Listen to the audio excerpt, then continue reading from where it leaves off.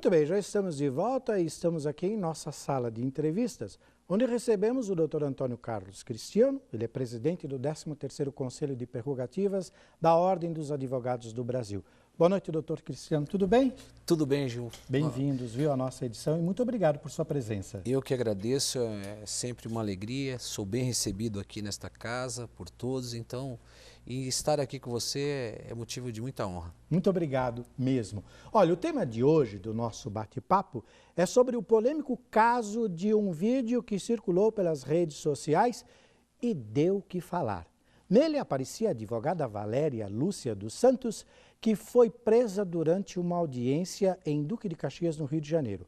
Isso mostra a lamentável situação que vivemos atualmente no Brasil na questão justiça, onde a inversão de valores se faz presente cada vez mais, onde bandidos continuam praticando seus crimes impunemente e, quando presos, são colocados em liberdade do dia para a noite por decisão de um excelentíssimo senhor doutor juiz por meio de um habeas corpus.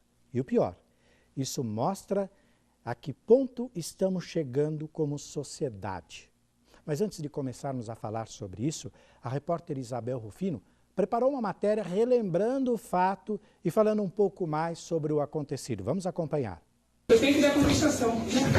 Não encerrou nada. Não encerrou nada. Quem diz isso sou eu que encerrou. Tá bom, tudo bem. Espera o delegado chegar. Você está com pressa? Você vai esperar. Está liberado. Não, a gente vai esperar aqui. O delegado aqui.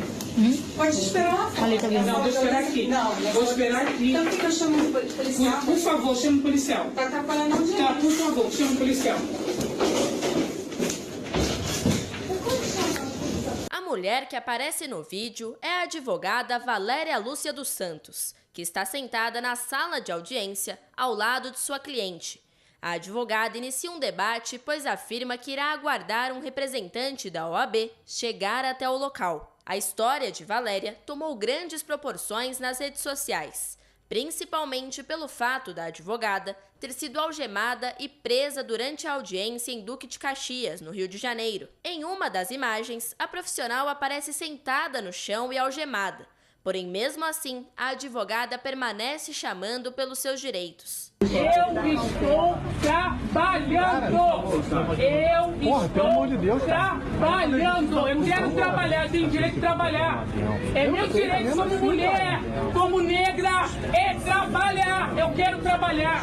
Após a grande repercussão do caso, os advogados levaram à seccional fluminense da OAB o pedido de punição máxima para os policiais e a juíza leiga. Pois bem, a advogada Valéria dos Santos venceu o processo o qual estava recorrendo quando foi presa, pois o caso foi julgado novamente por outro juiz. Mas agora vamos dar continuidade ao assunto e conversar com o doutor Antônio Carlos Cristiano para saber um pouco mais sobre essa situação. Doutor, houve aí falta de preparo da juíza nessa questão? Será que a gente está vivendo mesmo essa inversão de valores? Pessoas sem preparo no poder? Sem dúvida, Gil. E o que nós temos que entender é que naquele papel que a juíza representando o Estado, uma juíza leiga, mesmo não togada e não concursada, é responsabilidade do Estado, naqueles que lidam com pessoas e que estão ali desenvolvendo uma representação, ela exercia um papel de autoridade naquele momento. E precisa, sim, de ter um preparo psicológico para lidar com pessoas, para lidar com a lei. E o princípio do juizado especial cível, e não somente, ele é coroado pelo princípio da conciliação. Né? Então, isso que realmente salta aos olhos, o que nos envergonha, porque quando nós falamos nessa questão, nós estamos falando exatamente no que você tocou no assunto. É a falta de despreparo, onde se usa uma estrutura do Estado desnecessariamente contra um cidadão e uma cidadã que estava ali. Prova da sua chamada, até para reforçar, é na questão de que, depois analisado o caso, que foi levado à tutela jurisdicional, foi dado procedimento àquela demanda. E é lamentável porque a gente reconhece a grande dificuldade hoje de um advogado conseguir a sua carteira na ordem, porque o exame é um dos mais difíceis do país e principalmente para se tornar um juiz. O colega há pouco aqui falava nos estudos sobre a dificuldade para ser um delegado, veja lá para ser um juiz. e mesmo assim, com toda essa capacidade intelectual, faltou aquele jogo de cintura. Afinal de contas, estávamos numa audiência conciliatória e faltou exatamente esse ponto nessa questão ali jogada.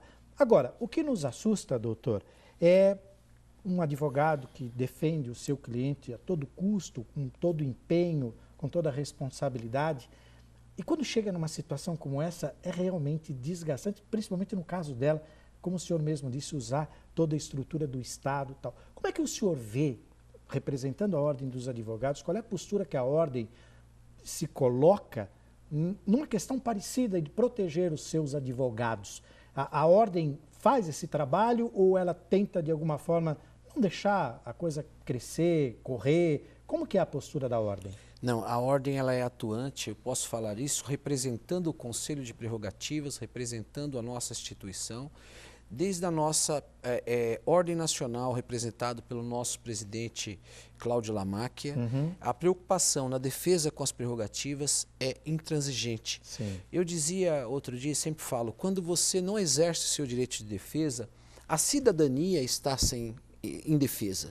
Então é muito maior essa amplitude do que simplesmente dizer que as prerrogativas do advogado, ela não é um privilégio, mas sim um direito de todos, em especial da sociedade, que deposita nas suas mãos e confia, seja qual for o caso. Sim. O advogado lida com vidas, com liberdade, com patrimônio, e naquele instante que você está defendendo, você defende direitos. E você, para exercer esse direito e levar ao Estado, através de um juiz, você precisa ter a oportunidade de fazê-lo com transparência, com capacidade, porque o direito de defesa ele é universal. Pois é. E quando se olha o direito de defesa, nós estamos cerceando todo um direito desde o princípio. Né? Se nós pegarmos na história romana, se escolhia sempre, nas assembleias mistas populares, se escolhia ali o mais corajoso para defender. Exatamente. Interessante.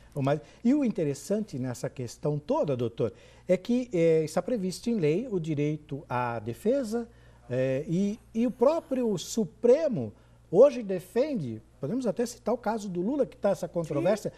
Alguns falam que ele não poderia ter sido preso até que se esgotassem todos os recursos e tudo mais, e quantos outros políticos. Por outro lado, numa outra ação lá embaixo, pequena, numa conciliação pequenininha, parece que fala, não, já estou decidido e você não tem mais o que falar. Existe essa diferença gigantesca, Existe, né? E aí é interessante que você coloca, porque nós temos que discutir o princípio constitucional, que é o direito recursal do terceiro grau. E o que você toca é o que vai ser discutido no pleno do STF, a partir do ano que vem, que é a discussão exatamente da condenação, que é uma execução provisória da pena. E nós, advogados, somos contrários a isso, independente daquele que foi condenado. Seja um presidente da República ou seja o menor cidadão. Por quê? Porque é um direito de todos. Nós estamos ali com uma decisão apenas isolada de um ativismo chamado do judiciário, que ainda está sendo uma questão de uma ação que está sendo discutida que é inconstitucional. Então, porque esse é um direito nosso.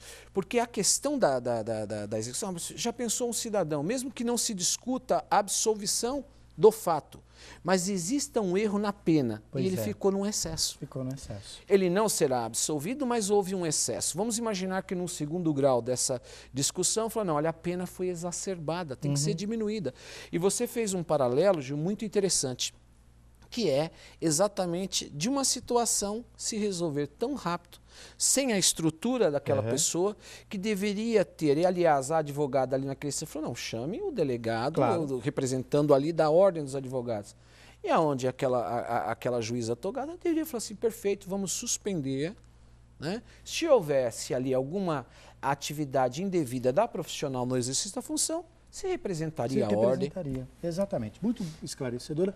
Eu quero agradecer, infelizmente nosso tempo é muito curto, mas foi bem esclarecedor, principalmente para o amigo aí de casa sobre essa questão.